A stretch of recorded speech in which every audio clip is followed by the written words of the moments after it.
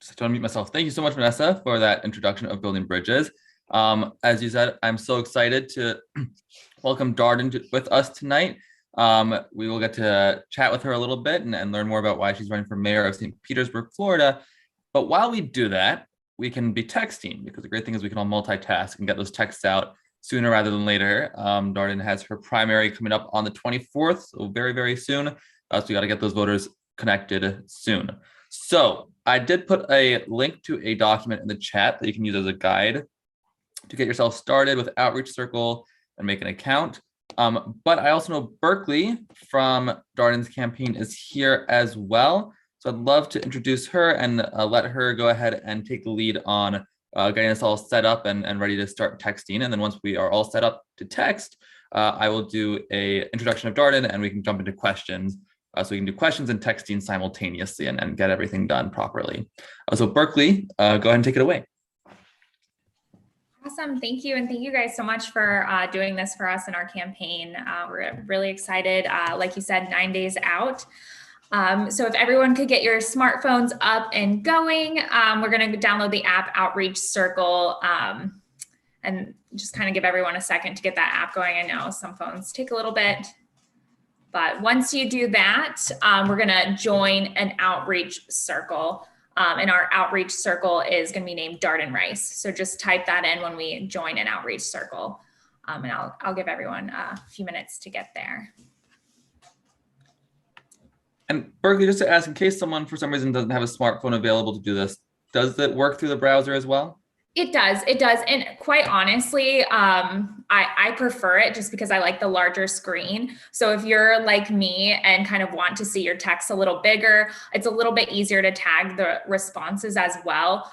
So you can go to outreachcircle.com and do the same process. Thank you for pointing that out, because I personally do prefer to do it on the desktop. Great. But it does work both ways. So yep, and our Outreach Circle again is Darden Rice. So you'll just type that in and be able to join Darden Rice for mayor. And I'm going to do this with you guys as well. And then when you have that, we're going to go to actions. And then our action is going to be today's date, which is 8:15 texting. And then it'll say send text. And you'll be ready to do that. Texting. I'm not seeing that in the actions list. Perfect. So if you actually haven't texted with us before, drop your first and last name into the chat box, the one that you used to sign up, and I'll add you to the action. So if everyone could, once you're signed up on Outreach Circle, drop your first and last name that you used to sign up into the chat box, and I'll add you into the action. There we go. Okay, yeah. So I think most of us are new to texting for the campaign.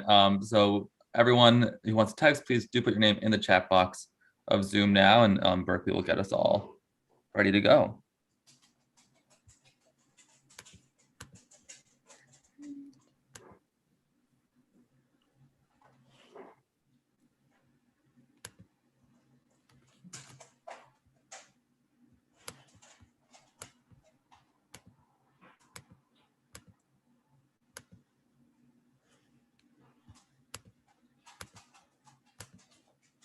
And just while we're doing this, this is really cool. So if you guys are in the app, you'll see that after texting today, as much as you want to help, there are a lot of other actions in here as well, from phone banking to join the Slack channel to, if you're in St. Petersburg or near like Vanessa, you can reach out directly to your contacts.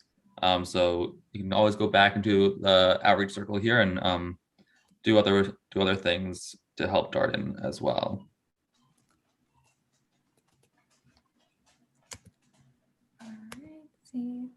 All right, Benedict, you're on, so you should see yours. Yep, there it is. Perfect. Brilliant. Awesome.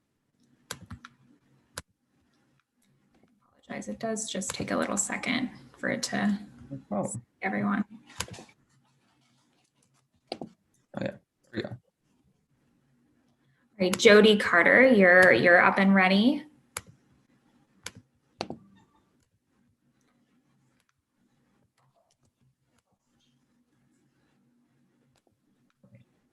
And then, let me do this real quick before I forget. So, but when you get responses and things, Connor from Darden's campaign also sent me a document with the various issues that you might encounter and responses and things like that. So let me go ahead and put that in the chat as well. You don't need a separate password. You just sign up with I signed up with my Gmail because that was easiest to sign up for Outreach Circle. And then it just links to that. And then once you're signed in, once you have an account in Outreach Circle, you should be able to just search Darden Rice for mayor, and they'll come up for you to join the team and start texting. All right, so again, we're putting our name in the chat when we want to get to work. And then you should see it pop up. You might have to refresh your page or refresh the app on your phone, and then 8:15 texting should show up, and then you can get started with texting. And it's really simple. You just hit send, and then next, send, and then next, and so on and so forth, as we've all been familiar with other text banking. All right. All right, Berkeley, before we get into the introduction of Darden and question and answer, any last things that we should know before texting? Most of the responses are going to be pre-text. So unless you get something kind of just like Benedict said, like a specific question of sorts, most responses you can just use our preloaded text. So you're not going to have to come up with those text messages yourself. In most cases, you'll be able to use our assigned texts. And just so we know our goal, how many texts are in this universe? Yep. So 500 each. So just, click, click, click, click, click. And, statistically, all of us have probably done a little bit of voter contact. Not all 500 are going to text back. I would say probably 100 or less will text back. So pretty manageable. And then, some will text back this evening, but you will get a few tomorrow. So if you want to check back in and just see what trickled in tomorrow afternoon or such, that would be helpful as well. Okay. I'm still adding folks on, and then I'll be in the chat box. So if you have any questions as you're kind of getting going, just drop it in the chat box. You can even direct message me and I'll help you out. Perfect. All right. Thank you so much, Berkeley. Really appreciate it. And with that, we'll go ahead and move on to the Q&A with Darden. So let me start with a short introduction, and then I'd love for her to introduce herself a little bit more to all of you. So really quick, Darden is a lifelong activist and organizer and advocate for St. Petersburg, Florida. I was amazed reading through the resume of what Darden has done for the city already. Truly a public servant in the best sense of that word.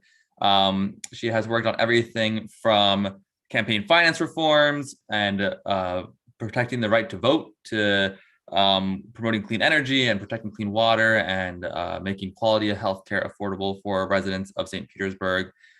She was a driving force behind universal curbside recycling, which is fantastic. Founded the Council Committee on the Environment, which is of course amazing as well, and has done so many other things, including winning the Bloomberg American Cities Climate Challenge $2.5 million award just this year. So she's already bringing great things to St. Petersburg, and I imagine would continue to do exactly that as mayor, which is why we're so excited to be supporting her. And with that, I'll let Darden introduce herself a little bit further, and then we can jump right into questions. Great. Well, thank you so much. Thank you, Benedict. Thank you for that wonderful introduction. And Vanessa, thank you also.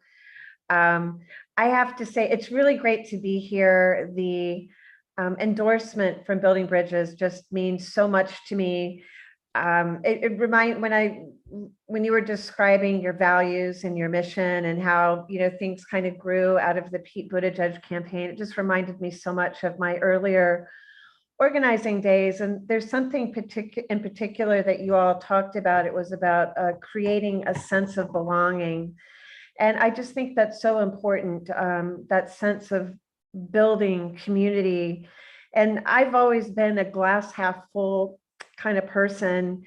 And, I think Americans are problem solvers at heart. And I think Pete Buttigieg and probably most people on this call really, really relate to that statement and understand that people really want to be connected and people want to be a part of solutions. And we want to make the world better. We don't want to leave just big problems behind for our kids. We want to be a part of making things better now. So, and that's why I got involved. That's why I ran for office. When I first ran for office, I was inspired to do so because there was a county commissioner here locally. Vanessa, you might remember this. There was a county commissioner who banned gay pride materials from Hillsborough County Public School System. And it even included banning materials that would have been for suicide prevention for gay youth at risk. And that's just unconscionable. So that's when I knew that I had to get off the sidelines and get more involved. St. Pete is headed in a great direction. We're a growing, thriving city. But like any city, we've got a lot of challenges too. Affordable housing is certainly at the top of the list. And we're also grappling with what equity means and how do we talk about equity? More importantly, how do we deliver it in a measurable way? And so some of the things I'm working on, I will create an office of equity, inclusion, and diversity. We're going to work on universal pre-K and join the many other cities across the country that provide universal pre-K for their citizens and the first 2 years of college. Water and the environment, clean water and the environment is a big issue here in St. Petersburg. St. Petersburg is a coastal city on a peninsula, and we're attached to a state that is geologically speaking a giant sandbar.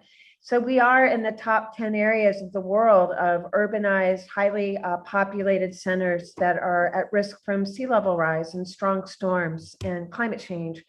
So these are all like big challenges, but these are also incredible opportunities. And I know that with the right leadership, St. Pete's going to be the kind of city that we're going to show people how you build differently for the future, for the 21st century. We're going to show how a city that embraces equity will be a stronger city. And we're going to show how a mayor can use the right housing policies to prevent people from being displaced and build more affordable housing and then bring better paying jobs so people don't have to get by on 2 or 3 jobs, where people can thrive, where people can afford to live here and not just survive, but thrive. So those are just a few of the things I'm working on. I've been on St. Pete City Council now 8 years and really excited for this next step. I can't get there by myself. So the help from you guys and the work you're doing tonight and talking to voters, texting voters is so important. I believe that so deeply. And, with my grassroots team being run by great people like Berkeley, I know that our grassroots touch is going to be what really makes a difference in this campaign. So thank you again, and I'm thrilled to take any questions you have. Yeah, thanks so much for that additional background, Darden.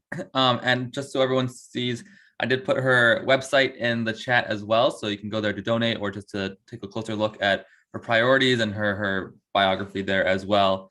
And Christy, thank you for leading the way on also putting questions in the chat. So you can certainly unmute yourself when there's a lull to ask a question, or you can put questions in the chat and I can read those out as well. But I do want to just quickly ask one question myself to get things rolling. So you mentioned affordable housing already, which is super important. I was just listening to a podcast about the impending eviction crisis, which has really been a crisis for years already. And there's a couple of things that were brought up there that I thought was really interesting.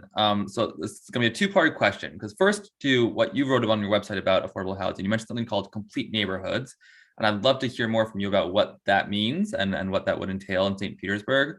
And the second question I want to ask is something that's really important to me, because I'm interested in criminal justice issues, which is how do you make sure that housing remains affordable for people with a history of conviction or eviction or incarceration? Because the interesting thing I heard on the podcast was that housing in really low income and often less, just not as nice places to live can actually be as expensive or more expensive as housing in so-called nicer neighborhoods, because landlords argue they have to take on more risk because they don't know what kind of tenants they're going to have. And people with eviction histories or conviction or incarceration histories often can't get housing in the nicer neighborhoods because landlords can be more picky about who they have in that housing. And so they're stuck with lower income paying higher rates in a less safe, less healthy neighborhood, which just doesn't seem to make any sense at all. So 2 questions. What are complete neighborhoods, and how do you make sure that affordable housing is also accessible to people with eviction histories and incarceration histories? Great. All right, 2 very good questions. Well, first, complete neighborhoods. Complete neighborhoods is where you have everything you need in a walkable, whether, I've seen it 20 minutes, 10 minutes, whatever, but it means that you can get whatever you need. And you can walk there. You don't have to get in your car to go grocery shopping, to go to a coffee shop. You have everything kind of right there. And to get to achieve a complete neighborhood means that it kind of deals a little bit with tweaking density, like upping density and mixed use, so that we have, especially along corridors, you can have that ground level of, restaurants, coffee shops, little stores. You may not have to have parking because it's supported by people in the neighborhood who can walk there. But basically, it's just a way to make a city more resilient by getting away from just building huge parking lots, making people get into their car. And it's really just kind of nestling some of these businesses and meeting places right in the heart of a neighborhood. So that's essentially what that is. And on criminal justice and housing, there's a lot of ways, that was a big question. So there's a lot of ways to address it.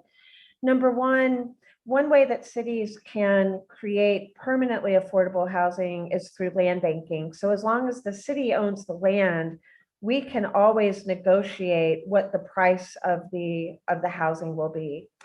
But I think you were getting at something a little bit different, and that was how people just getting out of prison are vulnerable, and they're probably vulnerable to the types of landlords who you would describe as slumlords, people who use cash, they handshake deals, they charge high rent, they easily kick people out. And it's not a very secure, stable type or even affordable type of housing for people at a critical stage where you really don't want to see people slide back. You really, that's a very difficult time when people first get out of prison. It's hard to find jobs. Here in St. Pete, I supported our ban the box ordinance, which means that when you're filling out, thank you, when you're filling out jobs for the city, there's not a question that right off the bat asks you if you have a felony or a misdemeanor. Now, there are some jobs that, like, say, I don't know, daycare and working with children, where obviously security and stuff does come into play. But for other jobs where that answer to that question isn't as necessary, you don't want to see people's applications just immediately thrown into the junk pile. So I think it's really important that we support a strong tenant bill of rights that has teeth, and this helps protect renters. And in St. Pete, we really don't have slums, but we have slumlords, and we have people who are very unscrupulous in how they deal with with people who are vulnerable. And they rely more on cash, and it's just something that we have to keep our eyes on top of. It if it became a more serious issue, more happening across the board, then I would even say that people that rent homes, landlords that rent, need to put their homes and apartment buildings on a registry so that there's a license with the city, so that the city can see what you're doing. And I don't like that kind of overregulation, but if that's what we have to do to protect people, then that's what we'll do. Great. Thank you so much for that answer. Yeah, I think tenant bill of rights is definitely a great place to start, just to put them on some standing against slumlords or kind of irresponsible landlords. A lot of people don't even know what their rights are. Yeah. Oh, I can totally say, as a renter myself, if something came up, I would have to go to a friend or something, because yeah, that's I certainly don't know that off the top of my head. People are threatened with eviction that maybe that the landlord isn't in legal standing whatsoever. So just knowing what your rights are is really important. Absolutely. So I'm going to move on to Christy's question. And again, please keep putting questions in the chat as you have them. Christy wrote, water is a finite resource. How do you think a city that has a major population can help mitigate fresh water? I'm guessing freshwater depletion, especially, is the issue there. She's thinking about the large aquifer Florida is tapping at a very quick rate. So how do you ensure that fresh water remains available to large cities like St. Petersburg? And I'm asking this because even though I'm in Virginia, I do recognize that Florida and California are our major food source for America. And if you guys have no fresh water, or if you have brackish water, which happens with aquifers that have been compromised, our food source is compromised. Great. Good question. So luckily in Florida, at least we're the part of Florida that we're in, I'm on the Tampa Bay Water Board, by the way, which is the utility that supplies drinking water to the whole Tampa Bay region. We do have, at this point in time, a pretty good supply of water. We have a lot of water in Florida. The threat to the aquifer that I see is not so much at this point overuse, but it's what we're doing with our wastewater, and it's the threat of the aquifer becoming polluted, whether it's from deep well injection, injection of wastewater. I led the fight against what's called toilet to tap, horrible nickname, but I led the fight against the city of Tampa wanted to inject its treated wastewater into the aquifer to get credits to take it back out and retreat it to use for potable water. And I know it's some places out of necessity, like Israel, Singapore, are doing that, but their programs, they put $1 billion into it and spent 10 years studying it. Tampa wanted to do it on the cheap, and they wanted to inject wastewater into our ancient aquifer. And I got into it. I showed that the science was wrong. We organized. We got a lot of opposition to help kill the plan, or at least put it off for a while. But I think that's what one of our biggest threats is. Not so much the quantity of the water, but the quality. And the quality is threatened by pollution, and that's happening all over Florida. There are some issues too where, water is a human right. We need it to survive. And there are a number of instances where local governments are privatizing water. The state is privatizing water resources and letting companies like Nestle come in and stick a big old straw into the aquifer and then sell that clean water back to us. So I am completely against the privatization of our water supply. It's a public source. It needs to be healthy. It needs to be clean. It's a human need, and it needs to be very affordable. I hope that answered your question. Absolutely, yeah. Privatizing water, that is a terrifying idea. We definitely don't want that. Yeah. We've been fighting it for decades, but it's one of those fights that never quite go away. We have to keep training a new generation of organizers and activists to protect our water resources, and that never goes away. Yep, absolutely. Well, I know Vanessa has a question, so I'll open it up for her.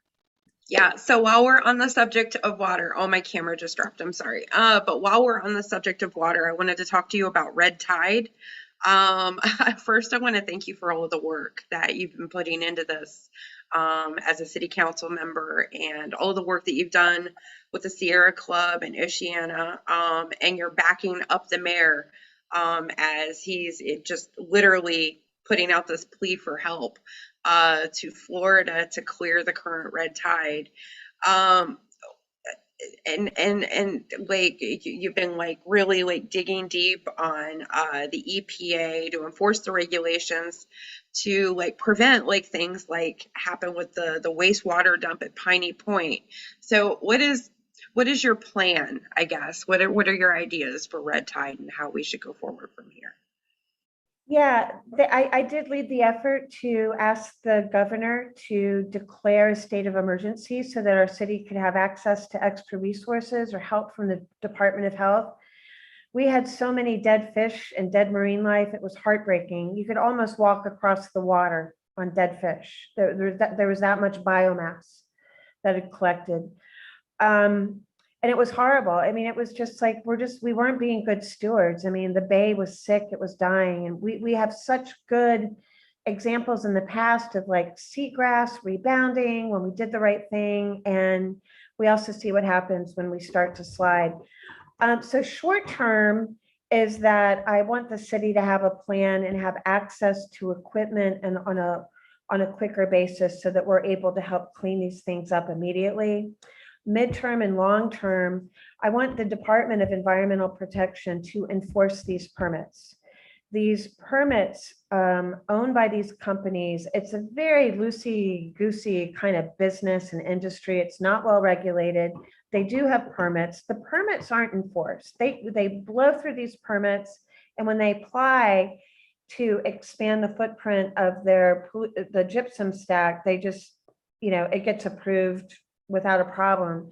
So the DEP needs to start really regulating these gypsum stacks that the footprint can be a couple of 100 square miles and 100 feet tall. And they pose an existential threat to Tampa Bay because in these gypsum stacks is basically water that becomes that rainwater that collects, that takes on that characteristic of the gypsum stack and also the radioactivity and the nutrients.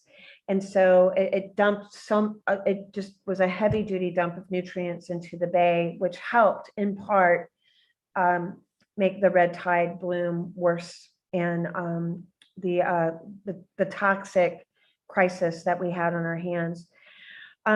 So long term, it's really just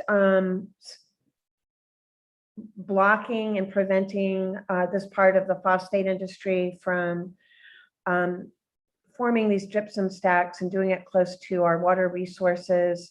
DEP needs to do its job. And then on red tide, even I'd say long term, with the Clean Water Act, as you may know, there's an exemption for agriculture. So the non-point runoff pollution, from agriculture is also huge. And at some point, we really have to address the nutrients that are coming from farms and agriculture, because that's a nutrient solution that's not only, coming off of the coast of Florida, but it's what's coming down the Mississippi River and really just polluting the entire Gulf.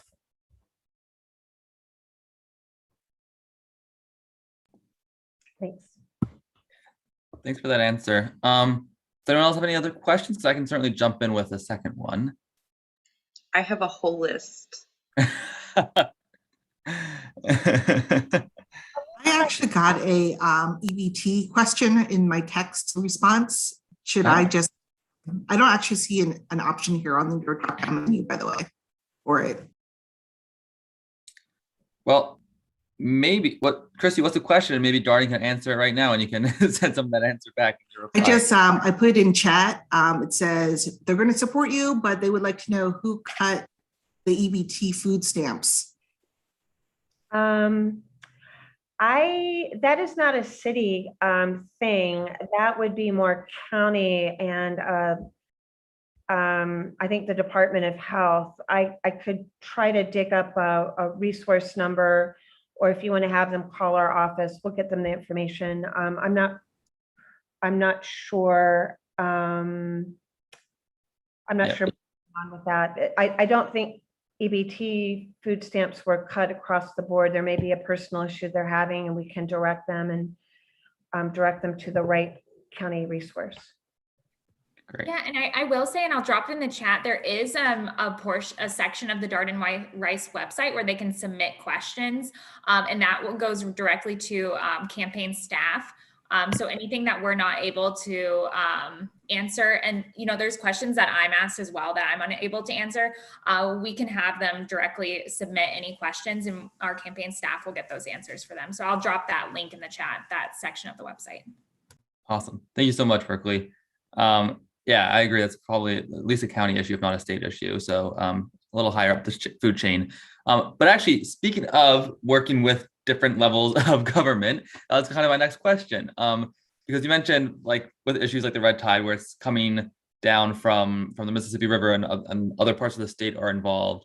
And I mean, so much of an effective city government relies on getting funding and permits and other things from the state and federal government, or like with the permits not being enforced by the Florida Department of Energy or the environment. That's a state issue, right? So my question is, St. Petersburg, large Democratic. Darden, you're running as a Democrat, of course.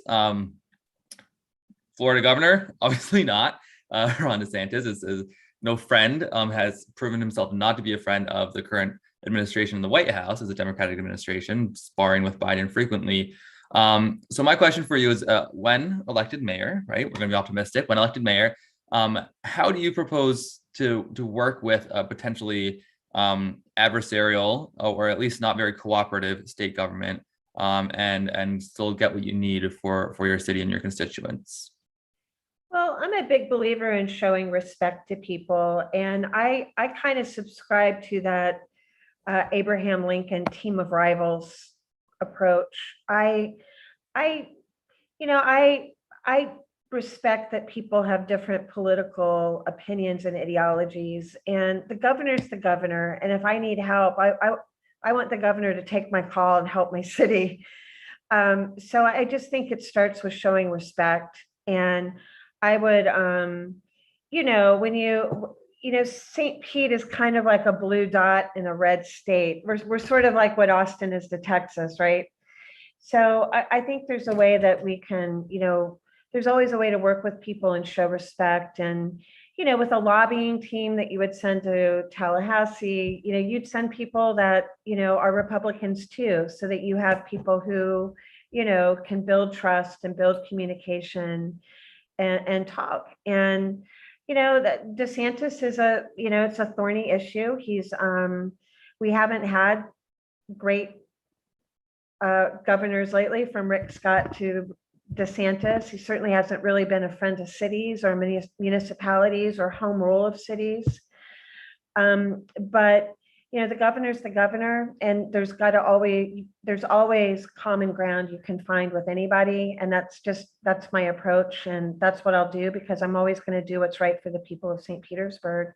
And, be an adult, and you work with other adults, and you do it for the right reasons, and you do it for, representing everybody and getting things done and protecting your city.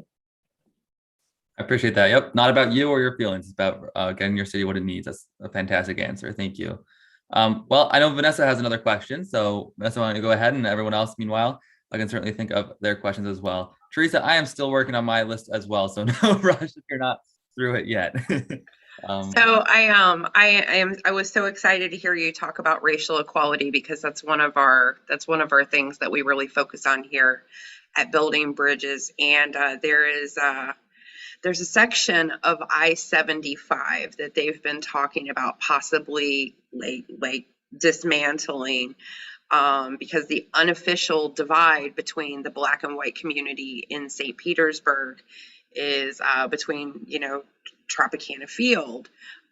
So if elected mayor, would you support the leveling of that roadway, so we can try and work on this a little bit? Well, I'm hoping my good friend Pete Buttigieg from the U.S. Department of Transportation will help provide us some of that grant money and the green light to do it. And Buttigieg did he did tweet a couple of months ago that, and I'm the chair of our MPO, our countywide transportation agency. And like Buttigieg, who I loved, I'm a transit geek. When the interstate system was built in the 50s and 60s, it's not just St. Pete, but a lot of cities saw that these interstates went right through traditional Black neighborhoods, neighborhoods where people of color lived, and it really destroyed neighborhoods. I mean, I think our city is still I think we're still fighting and reeling with the after effects of what happened when the interstate ripped through the city and tore apart communities and separated, like Black high schools from Black neighborhoods by, a big, highway. So yeah, I'm totally open to it. I think it's a great idea. I think it's certainly worth it to look at how I-75 can be brought to grade in a way that we can, kind of restore the grid or restore that connection in the city. Undoing a highway is a really tough thing to do, and that's why it's so important to have leadership from the top. And so I was certainly heartened to hear Pete Buttigieg, address these issues, because it tells me that the person in charge who is paying attention. And I hope that he'll look at this project in St. Petersburg and prioritize it as one of his top projects. Well, we've gotten in touch with him before, so we can try to pass on your message and get St. Pete's to the top of the list. See what strings we can pull there. Yeah, I know Vanessa has more questions, but we can maybe go back and forth if anyone else wants to jump in. Hearing none, I think everyone's working hard on their texts. All right, Vanessa, take it away with your next question. Okay, so I have kind of a tough, hard personal question. I am the mother of a child who lost her life to an opiate overdose in 2016. And this year, the United States is going to hit likely 100,000 deaths due to overdose. Florida, unfortunately, ranks second in the nation, only second to California. And last year, we lost over 7,500 people in the state of Florida to overdose. That's a big increase, a 37% increase from 2019. Local government, local law enforcement, they all play a really big part in deterrence, education, resources, but most importantly, aftercare for struggling addicts. What is your plan to improve the lives of struggling addicts in St. Pete? Okay, wow, Vanessa. Oh, first of all, I'm so sorry for your loss.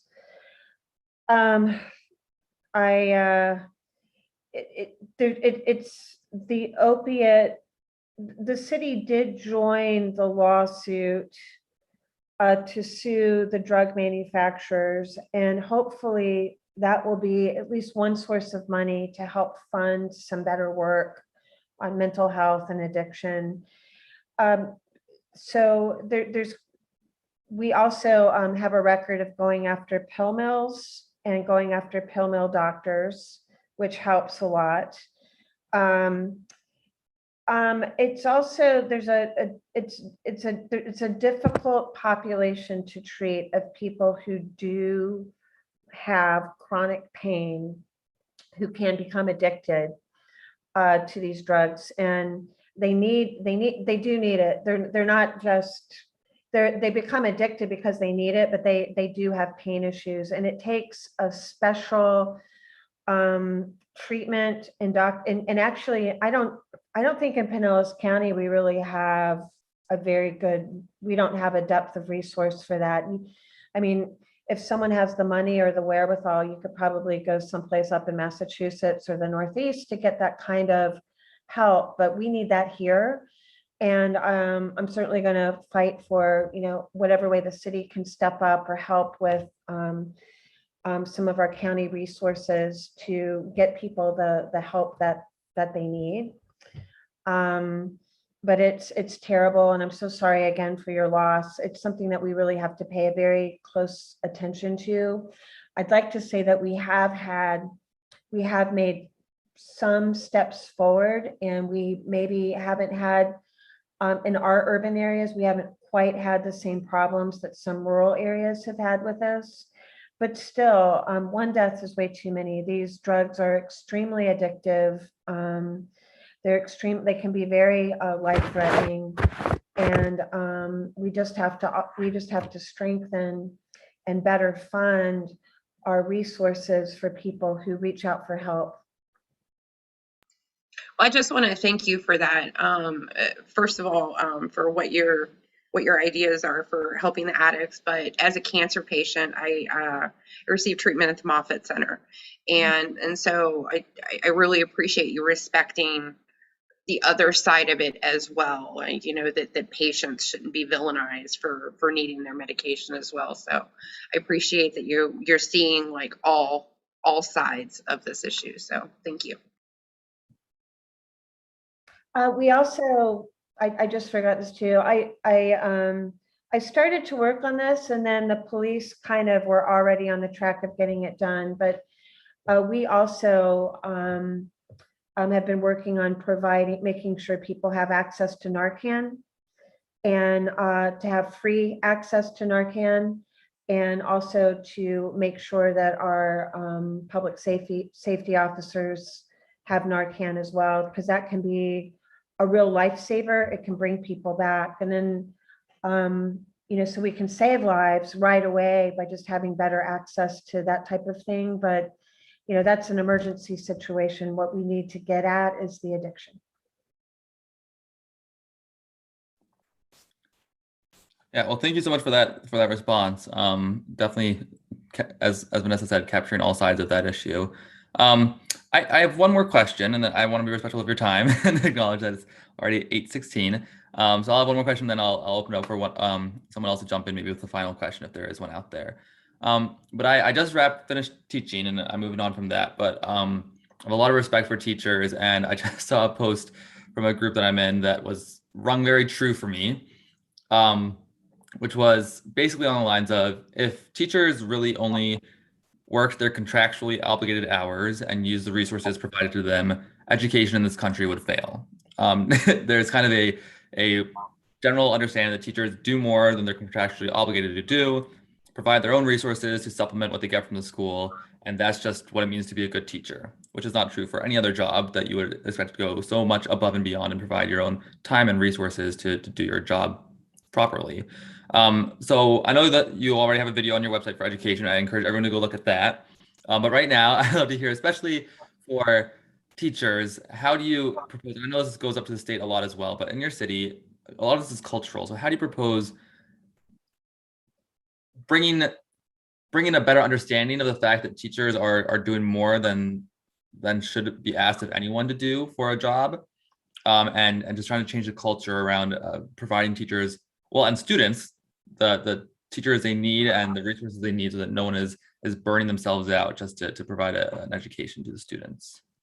That is a great question. I know that with the city, you know, the school board sort of has the ostensible rule of K through 12 and the school board and teachers and all of that, but the city can do a lot too, and that's why I've made education a big part of my platform, especially universal pre-K and the first 2 years of college.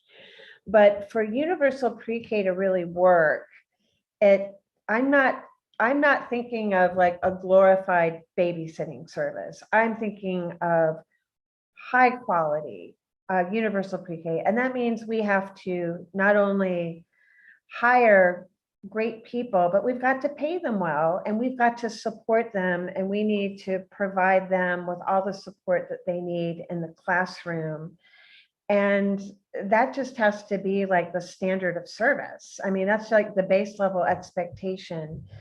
So I think there's other things the city can do to help out teachers in the school system. I know we do have first-time homebuyer programs for teachers, and it's an opportunity to, you know, you can either, your first 15 years of your mortgage, either pay no interest, or if you do pay the interest and you pay everything on time for 15 years, boom, the house is yours. Like, there's very flexible, very good incentives for teachers to find housing. We probably need the programs to be a little less bureaucratic and a little bit less of a paperwork headache.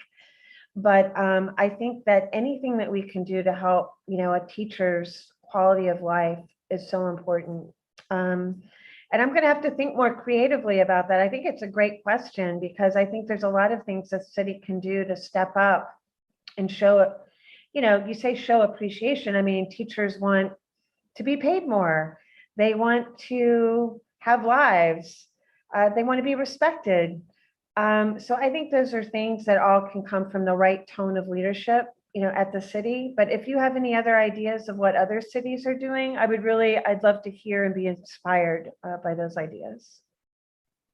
Yeah, I'll let you know if I hear anything, and I appreciate that response. Are there any last questions before we let Darden go and get through the last 9 days of the primary? I have one more question, and it's not a heavy question, I promise. So I've been doing some Get Out the Vote for You on Snapchat, talking to younger voters and talking to some of the people that I know in my circle. And I know a lot of sports people, and the Tampa Bay Rays are a big deal in St. Pete. They are putting their foot into the ground, and they are demanding a new stadium, but they're playing a split season with half of their games in Montreal, and I got some feelings about this. So under those circumstances, how do you feel about us, the taxpayers, giving them a stadium? Where do you stand on it? I'm not a big fan of taxpayer money for stadiums. There is what is called a bed tax. So anytime tourists come to visit Pinellas County and you rent a car, pay for a hotel, there's taxes built into that. And so part of that money can go towards a fund to pay for a stadium. So you could say no new taxes for a stadium, but still include the bed tax. And there's limits to what the bed tax can be used for. A stadium is one of those things. So it's not like you can just take that money and say, oh, let's put it into the school system, or let's go build affordable housing. It pretty much has to be used for beach renourishment or stadiums or cultural buildings like theaters, stuff like that. So I'm not a fan of, I just think we have too many needs in our city for so much taxpayer money to go towards a sports stadium. And as far as the split city idea with Montreal, it's not done yet. It's just an idea. I think that the Rays should be given the space to make their case for it respectfully. The public will let us know soon enough if they love the idea or hate it. They are serious about it. So let's hear them out. Let's hear what they have to say. The attendance at the Rays games is not great. So maybe we could do it with a smaller stadium, maybe fewer games a year. I don't know, but I'd like to hear them out. We did hire a stadium consultant to help provide some professional guidance for research and for framing the conversation. And I think that will be very helpful. But long and short, no new taxpayer money for a stadium. We just have too many other needs in our city. Good. I'm really glad to hear you say that. That's awesome. Okay. Great. Well, I think that's all the questions. So Darden, thank you so much. I love hearing all the updates also about the texting and the chat. It's